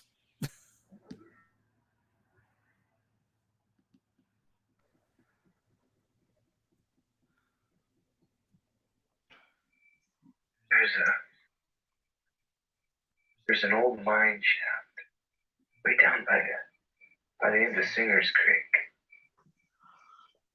They're gonna Straight down. You see what they're thinking here. Just gotta Yeah, I see it. figure out a way Yeah, I to see get it. there. Leave him in the mine shaft. Silent rage before silent rage. Reggie's the last I'll ever get. Because we're gonna run that tall bastard straight down to hell. Look, you go in and try and buy some more ammo. I'm gonna haul ass over there and get rid of that warning barrier around the mine shaft and camouflage it. But yeah, I was just reading about how he got the money together for this movie. Part of it actually came from his dad. There were no accountants involved in this movie. Also, it's literally out of pocket. Yeah, this movie was literally done out of half of his pocket and then half from his dad, yeah. But hey, the movie worked out. This movie went on to make like 22 million, so Yeah, it made its money back for sure. Yeah. yeah. And Coscarelli, after he did this movie, he wouldn't do another Phantasm movie for at least 10 years. But before he got and did that, I don't know if you knew it, but one of the films he did was the Beastmaster movie. Mm-hmm. And he also did... Oh, fuck! yeah, fuck that. Well, I was just saying before the tall man decided to interrupt us, he also did that movie that Bruce Campbell was in called Bubba Hotep.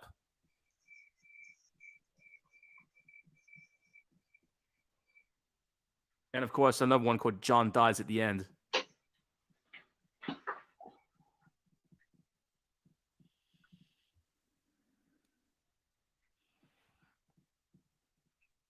I wouldn't even be in that house knowing the tall man's in there.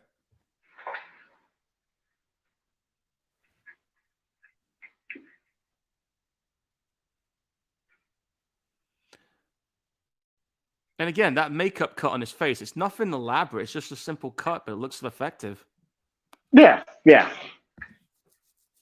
It's just basically latex and just a bit of paint. That's it.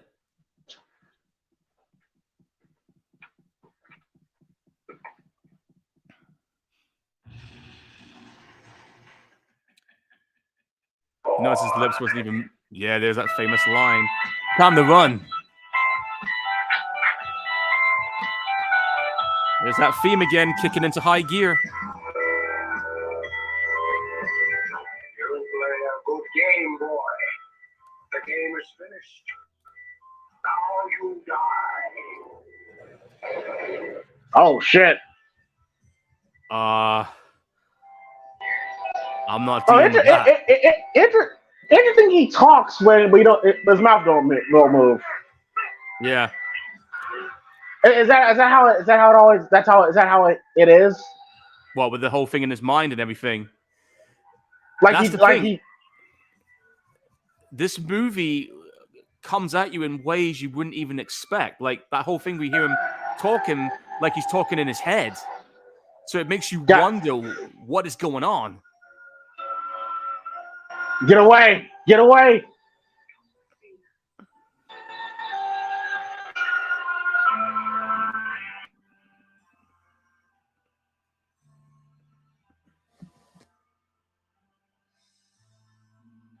Oh yeah, EJ, the music in this movie is really good. But like I said, when the sequel comes along, the music just sounds insanely epic. You have no idea when we get there, we'll get there. But it is a good music score, dude.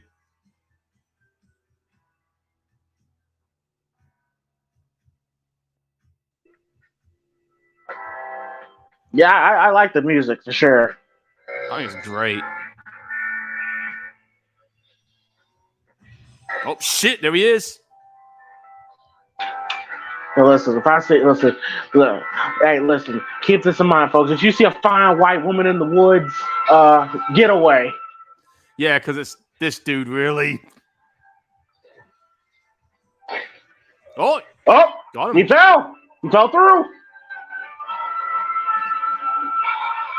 See ya. Bye bye, bitch. That boulder's fake as shit. That was very fake. Yes. It was good though. God, I love that theme.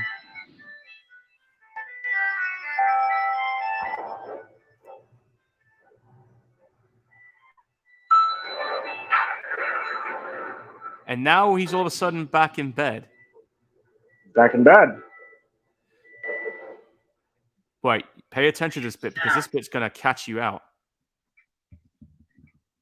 I know those rocks are gonna hold them. There's Reg. We saw him get stabbed. Wait a He minute. had a dream. Just a nightmare. What do you expect? It was all a dream. But think about this too. Keep watching. She took Mom and Dad. It was all a dream. You used to read Word Up magazine. Hold on. Let it run. That tall man of yours did not take Jody away. Jody died in a car wreck. Joey's dead. Wait a minute. Wait a minute. This is what I mean about this movie, dude. It will fuck with you. So this was all a dream? Hold on. Keep watching. Man. Keep watching, dude. Keep watching. Because that's the thing about like I said, this movie will play head games with you. All So, five of them. so everything we just saw did not happen. Or did it? I know you're scared. You do know what Phantasm is, right? Oh, I'm gonna let it play out. I'm gonna let it play out. Well, I'm just saying, if you look up the dictionary on Phantasm, it is the delusion of a distorted mind. I know I can't ever take Jody's place. But I'm sure as hell gonna try.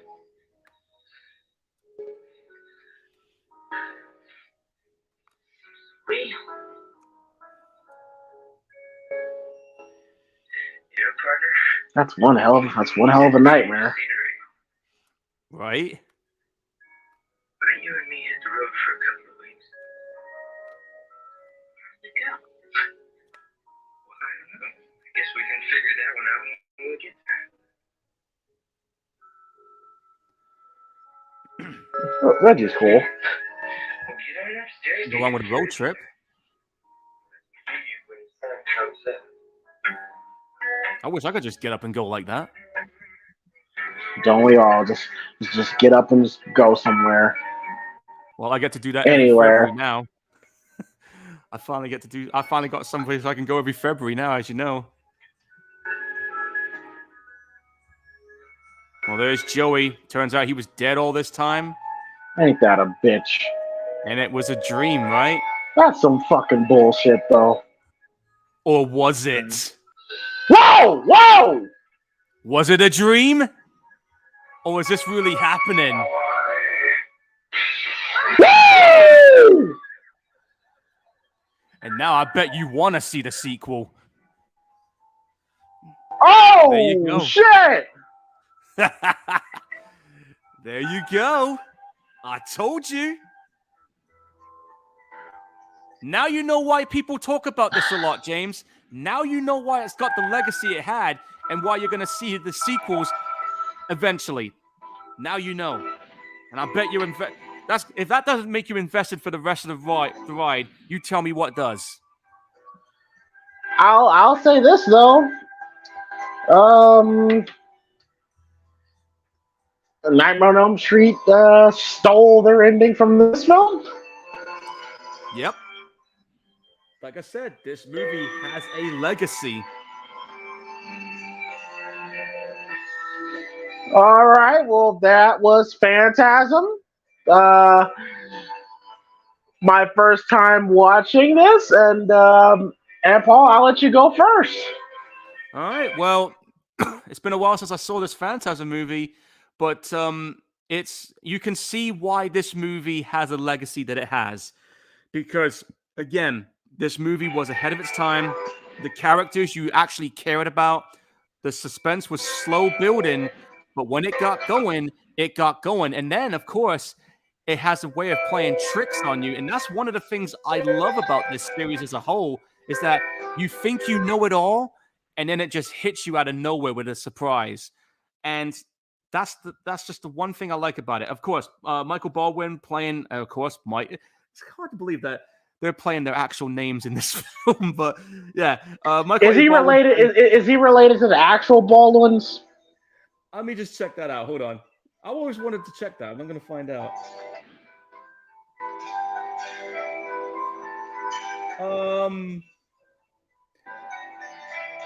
No, it doesn't look like it. No.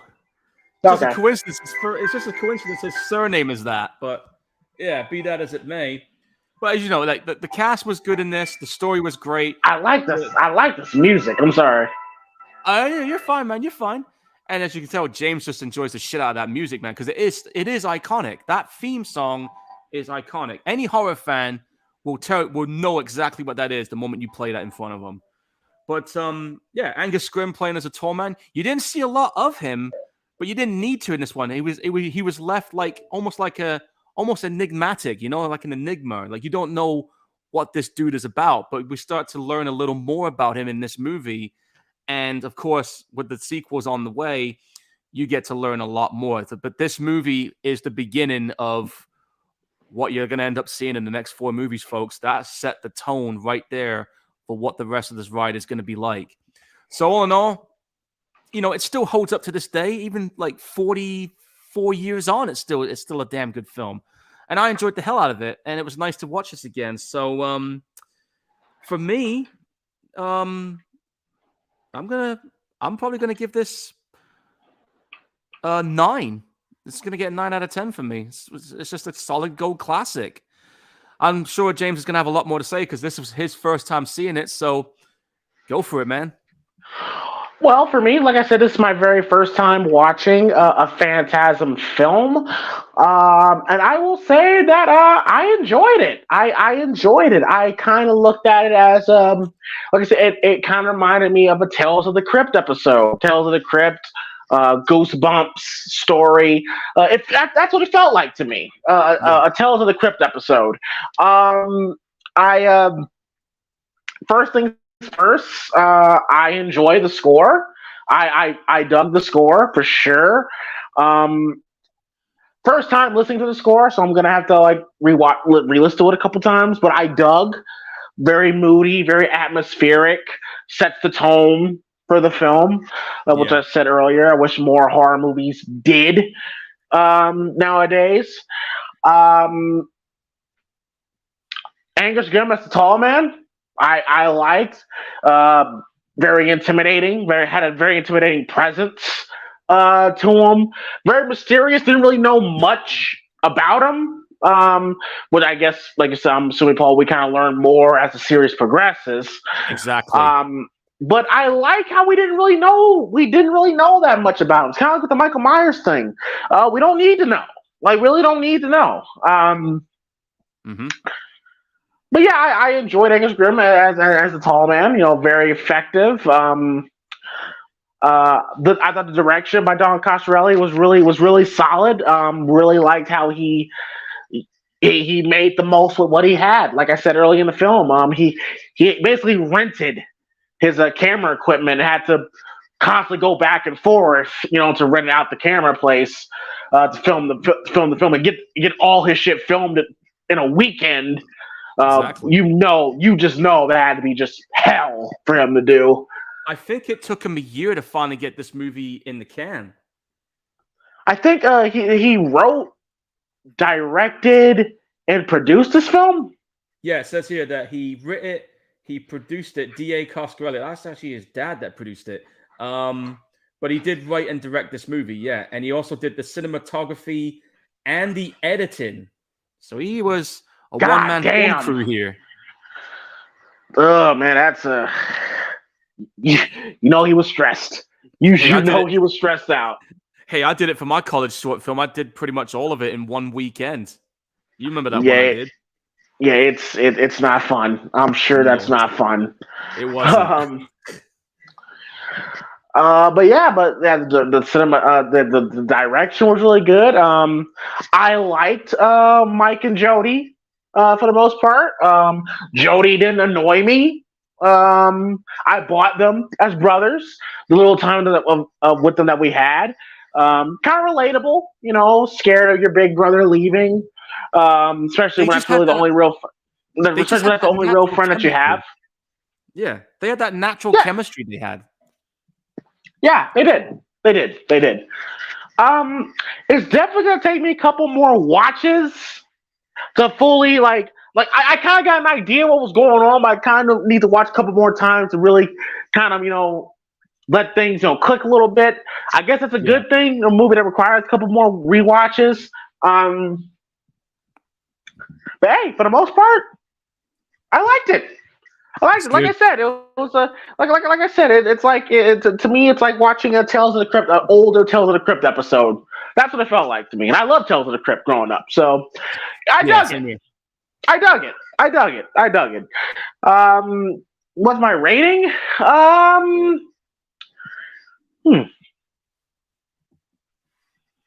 give it a solid 8. I'll give it an 8 for sure. Sounds good. For sure. Yeah. Phantasm's a good movie. Trippy. Like I said, I'm pretty sure some hardcore Phantasm fans are probably angry with me about how I'm describing the film. But this first time watching it, like I said, it felt like a Tales of the Crypt episode to me. And yeah, so you'd be forgiven for that. Don't worry. All right, cool. So yeah. All right, good pick, Paul. Good pick, Paul. I can see why people really dug this film when it first came out.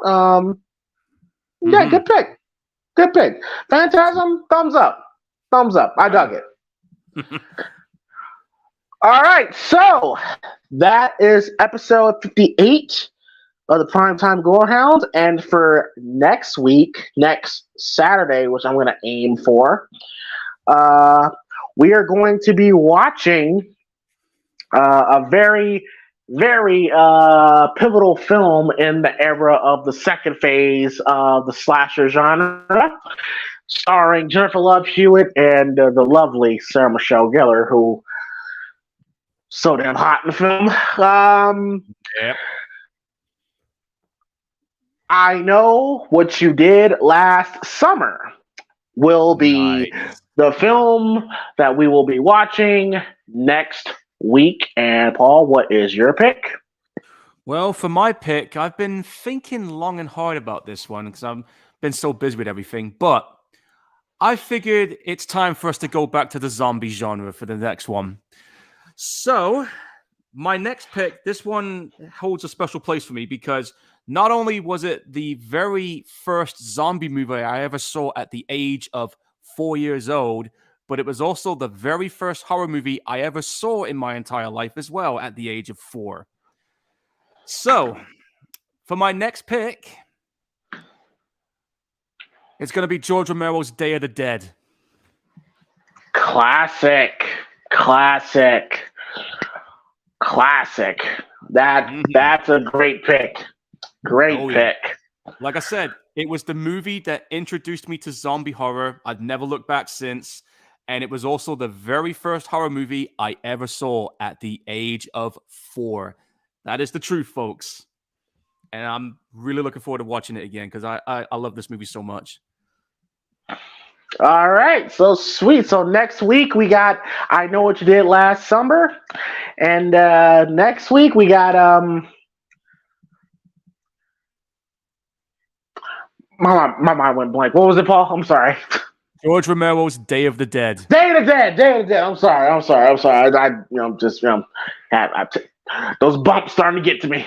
I can imagine. But yes, all right. So George Romero, Day of the Dead, and next week I Know What You Did Last Summer. Great. So we're gonna go ahead and wrap it up there, folks. Yes, EJ, yeah, the classic. What are you waiting for? Yes, that got parodied to hell after that film came out. Yeah, scary movie. Yeah, you're just. What are you waiting for? And then they kind of did that again in the sequel with the grave. I hated that. You know what? I'm right here. This grave stays empty. I'm like, well, not until the end of this movie, but you know. Yeah, well, when they had Jennifer Love Hewitt do it in the sequel, I was just like, oh, come on now, really? Y'all just being lazy. Yeah, just do what you did in the first film. Come on. Yeah, like, come on, man. Don't do that. Be a little more creative movie. Goddamn. I think it was directed by Danny Cannon, who did Judge Dredd before that one, if I remember correctly. Oh, goddamn. Well, actually, I actually kind of. I like the sequel. I don't. Was that with Stallone? Yeah, Stallone was the one that was in the 1995 one. The thing is, right? I know people like I the betrayed the law. one. I am the law. Here's the thing. Even though visually the 1995 movie looked like the comics, I felt the one that Carl Urban was in was the better Dredd movie because it felt more. Fuck yeah! It felt more truer to the comics. Fuck yeah! That Judge Dredd was. I remember not liking it at all. Like Stallone was just hamming it up like crazy. Like could be a potential watch in the future, folks, because I haven't seen that. You betrayed the law. Yeah, but I was saying I haven't seen that Carl Urban Dredd in ages. Oh, I don't know if you knew this, but Carl Urban, he's been casted as Johnny Cage in the next Mortal Kombat movie. Yeah, I heard, and I'm just like, Well, I'll tell you what, I'll take that over the Miz. Sorry, I'm not a Miz guy. I understand, but it's like it's kind of tailor made for him. You know what I Yeah, mean? I know. But can you imagine me just trying to sit through what I'm just like, dude, fuck off already. Well, either him. I think they said Cody Rhodes auditioned for that role. Would you take Cody? Yeah, I did hear he was going to audition. I wouldn't have mind him doing it. I mean, that would have been a hell of a Hollywood debut for him. But hey, it is what it is, man. I want to know who's going to be the new characters because I mean, we've already had we already had Scorpion, and I loved who they had to play Scorpion. I mean, dude was in like Last Samurai. The guy that was playing Sub Zero, that was the same dude that you saw in Night Comes for Us, Joe Taslim. Mm-hmm. But as far as the new characters go, who I would like to see in the next one, um, I would like to see probably. There's so many characters. I have to keep track of the names. I want to see Frost in the sequel. I want to see Frost. I want to see Noob Saibot as well. I think we're going to get that because the original Sub-Zero did die in that film. And if you don't know, the original Sub-Zero came back as Noob Saibot, that like Shadow Ninja one. So, or even Quan Chi. I want to see that go down. Yeah, it's gonna be interesting. Yeah, I'm sure Carl Urban will pull it off. It just feels like odd casting. I think the reason why they chose him, I think in terms of the story, I think they're going with the Mortal Kombat 10 Johnny Cage, which is like 20 years after the events of the 2009 game. Because remember, he had a kid, Cassie Cage. Ah, gotcha. So I reckon that's where they're going. Well, all right. Well, we're going to go ahead and get on out of here. Hope you all enjoyed the Phantasm watch along. Be sure to hit the like and subscribe button. Tomorrow night will be the Backlash live commentary. Paul, are you planning on checking Backlash out? Well, now that I got WWE Network, and it's either that or I'm gonna have my brains bored out watching the King's coronation here. So I'd rather watch Backlash instead. Any predictions for Cody and Brock?